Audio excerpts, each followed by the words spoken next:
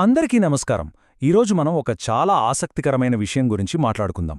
దుఃఖం. దుఃఖం అనగానే మనకి బాధ గుర్తొస్తుంది. కానీ ఆ బాధనే ఒక ఆధ్యాత్మిక మేల్కొలుపుగా మార్చడం సాధ్యమేనా? అవును. ఈ విశ్లేషణలో దుఃఖాన్ని మనం చూసే దృష్టినే పూర్తిగా మార్చే ప్రయత్నం చేద్దాం. చూడండి, మనలో చాలామందికి జీవితంలో ఈ ప్రశ్న ఎదురయ్యే ఉంటుంది. ఏదైనా కష్టం వచ్చినప్పుడు, మనస్కి బాధ కలిగినప్పుడు వెంటనే ఏమనిపిస్తుంది? అయ్యో, ఇది నాకేంటిలా జరిగింది, ఇదొక శాపమా అనిపిస్తుంది కదా. మరి నిజంగా దుఃఖమనేది ఒక శాపమే అంటారా? కాదు, ఖచ్చితంగా కాదు. నిజానికి ఈరోజు మనం మాట్లాడుకోబోయే ముఖ్యమైన విషయమే ఇదే. దుఃఖమనేది మనల్ని శిక్షించడానికొచ్చేది కాదు, అదొక సంకేతం. మన జీవితం సరైన దారిలో వెళ్లట్లేదు, ఏదో మార్పవసరం అని మనకే మనల్ని హెచ్చరించే ఒక సిగ్నల్ అన్నమాట. సరే, మరి దీన్ని ఇంకాస్త లోతుగా చూద్దామా? అసలు దుఃఖాన్ని శాపంలా కాకుండా ఒక సంకేతంగా ఎలా చూడాలి? దాని అర్థమేంటి? ఇలా అనుకుందాం. దుఃఖమనేది ఒక అలారం లాంటిది. ఉదయాన్నే మనల్ని నిద్రలేపే అలారం కాదు, మన జీవితం ఎక్కడో దారి తప్పుతోంది, మనం వెళ్లాల్సిన దారి ఇది కాదు అని మనల్ని హెచ్చరించే ఒక ఇంటర్నల్ అలారం. మనం సాధారణంగా ఏం చేస్తాం? అలారం మోగగానే ఆపేస్తాం. కాని ఇక్కడ అలా కాదు. దాన్ని ఆపేయకుండా అది ఎందుకు మోగుతోందో వినాలి. సో, ఆ అలారం మోగుతున్నప్పుడు, అంటే మనకు బాధగా అనిపించినప్పుడు, దాని వెనుక ఏదో ఒక లోతైన ప్రశ్న దాగి ఉంటుందన్నమాట. ఆ ప్రశ్నను గనక మనం పట్టుకోగలిగితే అసలు సమస్య ఎక్కడుందో మనకే అర్థమవుతుంది. అసలు మనకి దుఃఖం ఎప్పుడొస్తుంది? కొంచెం ఆలోచిస్తే, మనం మనస్ఫూర్తిగా ఏదోకటి కోరుకుంటాం, అది జరగదు. మనకెంతో ఇష్టమైన వాళ్ళని కోల్పోతాం, లేదా మనం చేసిన కొన్ని పొరపాట్ల వల్ల ఇబ్బందులు పడతాం కదా. ఇవన్నీ మనందరి జీవితాల్లో జరిగేవే. ఇలాంటి ప్రతిసారి, ప్రతి బాధాకరమైన సందర్భంలోనూ మనల్ని మనం ఒకే ఒక ప్రశ్న అడగాల్సొస్తోంది. అదేంటంటే, నిజంగా నాకేం కావాలి? నా జీవితంలో నేను దేనికెక్కువ విలువిస్తున్నాను? ఈ ఒక్క ప్రశ్న చాలా శక్తివంతమైంది తెలుసా? ఎప్పుడైతే ఆ ప్రశ్నకు జవాబు వెతకడం మొదలుపెడతామో అప్పుడే అసలైన మేల్కొలుపు మొదలవుతుంది.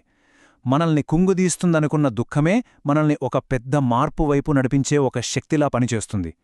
ఇంతకీ అది ఎలా జరుగుతోంది చూద్దాం. ఇక్కడ చాలా ఆసక్తికరమైన పాయింట్ ఉంది. మనం గమనిస్తే, అంత బాగున్నప్పుడు, హాయిగా సంతోషంగా ఉన్నప్పుడు పెద్దగా మనం మారడానికి ప్రయత్నించం కదా. ఎందుకంటే అవసరం రాదు. కాని ఎప్పుడైతే బాధ వస్తోందో, ఆ పరిస్థితి నుంచి బయటపడడానికైనా సరే మనం తప్పకుండా ఎదగాల్సి వస్తుంది. మనల్ని మనం మార్చుకోక తప్పదు. అందుకే అంటారు, దుఃఖం ఒక గురువులాంటిదని. అది మనల్ని కూర్చోబెట్టి లోతుగా ఆలోచింపజేస్తుంది. ఇదిగో, ఇవి నీలోని లోపాలు అని అద్దం పడుతుంది.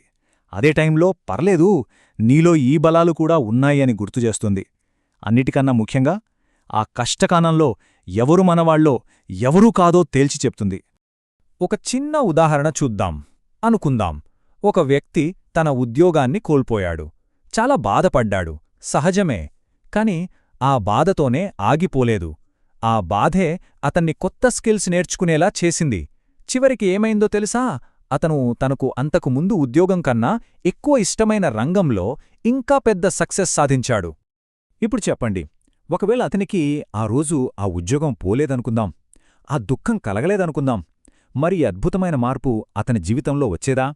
బహుశా రాకపోయేదేమో. సో ఇక్కడ అసలు పాయింట్ ఏంటంటే, ఆ బాధే అతని ఎదుగుదలకు కారణమైంది. సరిగ్గా ఇదే విషయాన్ని మనకి కళ్లకు కట్టినట్టు చెప్పే ఒక అద్భుతమైన కథ ఉంది. ఇది మామూలు కథ కాదు. వేల సంవత్సరాలుగా కోట్లాది మందికి స్ఫూర్తినిస్తూనే ఉన్న ఒక రాజకుమారుడి కథ. అనగనగా ఒక రాజకుమారుడు. అతని పేరు సిద్ధార్థ గౌతముడు. అతని జీవితం మొత్తం రాజభోగాలతో, సుఖసంతోషాలతో నిండిపోయింది. కష్టమంటే ఏంటో, బాధ అంటే ఏంటో అతనికి తెలియనే తెలియదు. ఎందుకంటే వాళ్ల నాన్న అతనికి ఎలాంటి చిన్న కష్టం కూడా తెలియకుండా పెంచాడు. కాని ఒకరోజు అంతా మారిపోయింది. అతను రాజభవనం దాటి నగరంలోకి వెళ్ళినప్పుడు అతని జీవితాన్ని మార్చేసిన 4 దృశ్యాలు చూశాడు. ఒక ముసలితనాన్ని, ఒక అనారోగ్యాన్ని, ఒక మరణాన్ని. ఆ తర్వాత వీటన్నింటి మధ్య ప్రశాంతంగా ఉన్న ఒక సన్యాసిని.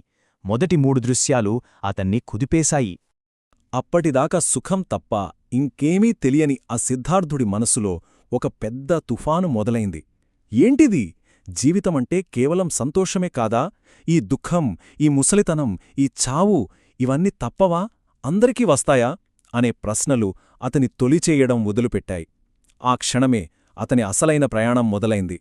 ఆ ప్రశ్నల నుంచే, ఆ బాధ నుంచే బౌద్ధ మతంలో చెప్పిన మొట్టమొదటి సత్యం పుట్టింది.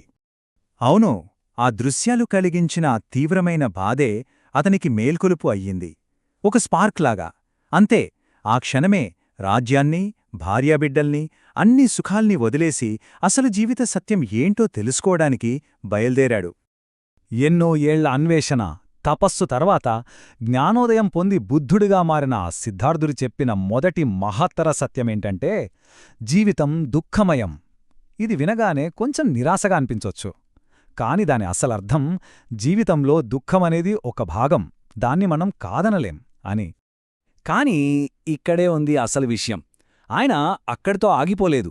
కేవలం సమస్య ఇది అని చెప్పి వదిలేయలేదు. జీవితం దుఃఖమయమని చెప్పి ఆ దుఃఖానికి కారణమేంటో చెప్పారు. ఆ కారణాన్ని తొలగించి దుఃఖం నుంచి బయటపడే మార్గాన్ని కూడా చూపించారు. అదే అసలైన ఆశ. సో ఈ కథ మొత్తం నుంచి మనం నేర్చుకోవాల్సిన పాఠమేంటి? చాలా సింపుల్. దుఃఖమొస్తే దాన్నుంచి పారిపోవద్దు, దాన్ని చూసి భయపడొద్దు. కాస్త ఆగి దాన్ని అర్థం చేసుకోవడానికి ప్రయత్నిద్దాం. అది మనకి ఏం చెప్పాలనుకుంటోందో విందాం. నమ్మండి, అదే మన జీవితానికి ముందుకు వెళ్లే దారి చూపిస్తుంది. చివరిగా ఒక ప్రశ్నతో ముగిద్దాం. ఏ దుఃఖమైతే ఒక సాధారణ రాజకుమారుడిని ప్రపంచం గౌరవించే బుద్ధుడిగా మార్చిందో, అదే దుఃఖం మన జీవితాల్లో మనకు కూడా ఒక దారి చూపించే గైడ్ అవ్వగలదా? మనకి ఎదురయ్యే బాధల్ని మన ఎదుగుదలకు మెట్లుగా మనం మార్చుకోగలమా? ఈ ప్రశ్న గురించి తప్పక ఆలోచించండి.